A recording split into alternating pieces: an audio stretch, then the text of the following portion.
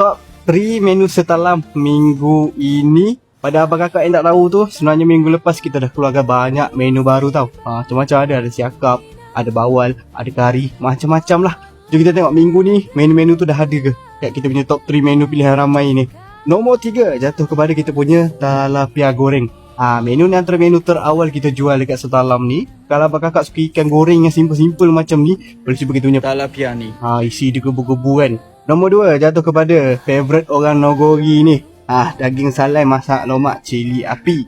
Kalau abang kakak suka menu yang lemak-lemak, yang pedas-pedas macam ni, boleh cuba kita punya masak lomak cili api ni. Daging salai. Boleh request kalau suka yang pedas tu, boleh request yang extra pedas. Lagi padu pergi dia. Dan juara minggu ini, menu paling ramai orang order, tak berhenti keluar order ni, iaitu kita punya patin tempoyak.